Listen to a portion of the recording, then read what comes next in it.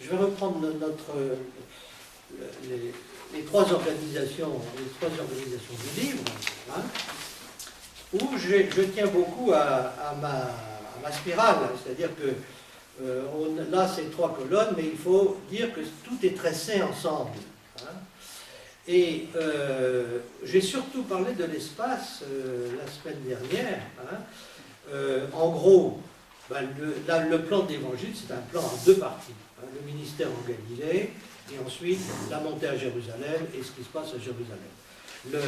La jonction entre les deux, la charnière, étant le chapitre 8, hein, avec la parole qui vous est donnée cette fois-ci dans la deuxième colonne. Pierre dit, tu es le Christ. Alors, aujourd'hui, on va voir Jésus se déplacer. Je vous demande d'être attentif au déplacement géographique du Christ. Parce que ces déplacements géographiques du Christ nous disent quelque chose de ce qui est en train de se passer. C'est une géographie pas seulement locale, hein, mais c'est une géographie à la fois locale et théologique. Et par conséquent, il y a une partie du sens qui tient au déplacement tout simplement géographique du Christ. Hein.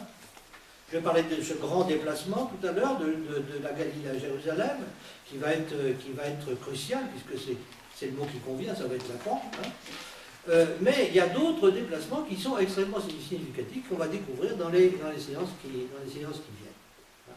Et déjà, on peut lire en grand A, dans cette première colonne, Capharnaüm, et ensuite, on voit les 2 rives du lac, et puis Nazareth et les bourgs à la ronde, et puis les 2 rives du lac, et puis les territoires juifs et territoires païens, une autre traversée, mais c'est en gros. Hein, quand on va lire, on va voir que c'est plus compliqué que ça, on a des analyses plus fines à faire.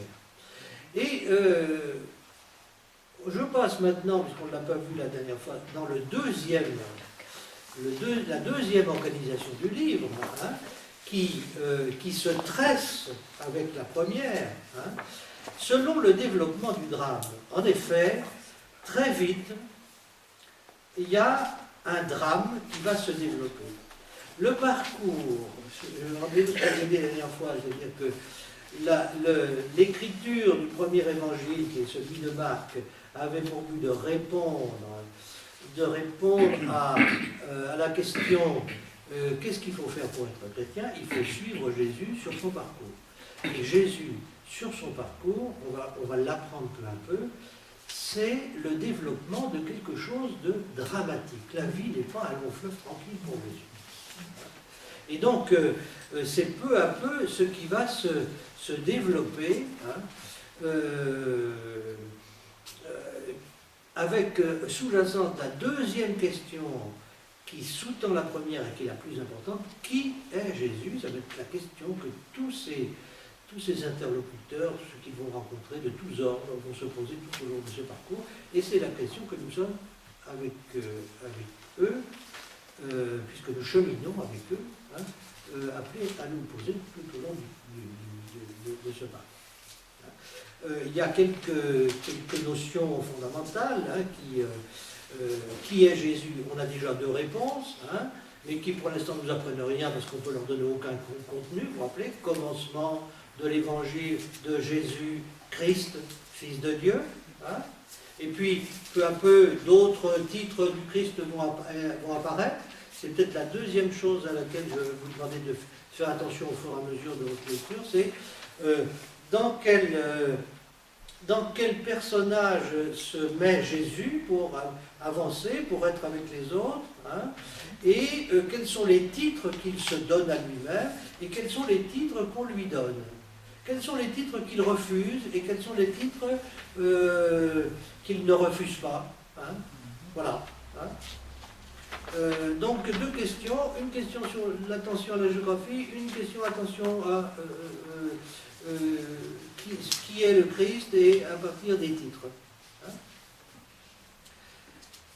Et donc on peut lire le premier paragraphe à qui est Jésus, la proximité du règne de Dieu, on a entendu ça déjà, hein, par les paroles et les actes de puissance de Jésus. Il n'est pas question de miracle, ici, il est question d'actes de puissance. Hein. Mais l'identité de Jésus reste cachée. Les démons savent et sont réduits au silence, les hommes s'interrogent. Opinion des hommes sur Jésus, les disciples sont associés à sa mission, sont incapables de le comprendre. Là, on est renvoyé aux questions à propos du savoir que nous avons évoqué tout à l'heure. Expliquer et comprendre, ce sont deux opérations différentes.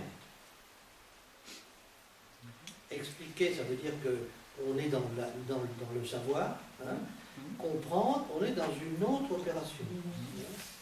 Hein.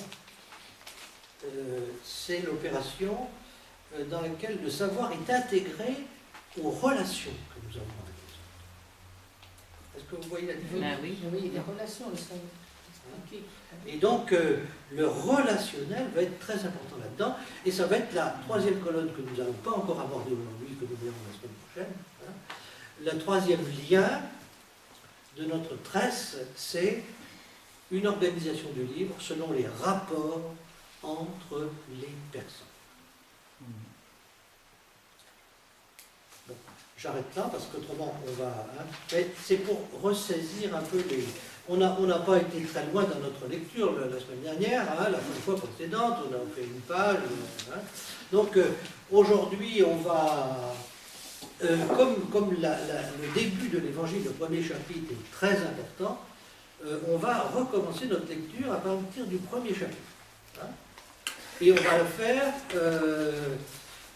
va la faire doucement, hein, très doucement, comme si on essayait de comprendre chaque mot hein, au fur et à mesure. Puis au fur et à mesure, alors vous notez vos observations. Quand on aura fini la lecture, vous aurez un quart d'heure un peu pour relire personnellement et voir les points d'insistance, les observations, les questions que vous voulez poser.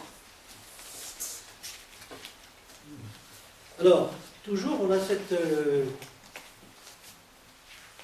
toujours ce va-et-vient dans lequel nous sommes. C'est-à-dire que nous sommes, l'évangile est un texte hein, qu'on peut interroger comme n'importe quel texte, hein, en se situant à l'extérieur comme lecteur. Hein, et puis, en même temps, c'est une lecture croyante, donc de temps en temps, on se met à l'intérieur, on pose des questions qui sont plus d'ordre spirituel pour répondre avec notre propre foi. Il ne faut pas hésiter à faire ce va-et-vient comme ça, parce que c'est notre culture. Hein. C'est notre culture qui fait qu'on ne peut pas se situer uniquement à l'intérieur. Il faut qu'on est habitué, parce qu'on a été habitué à une culture critique, hein, de poser des questions au texte. Hein.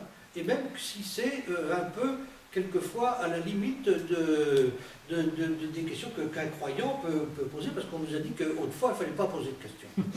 Donc aujourd'hui, on a la possibilité de poser toutes les questions que nous voulons.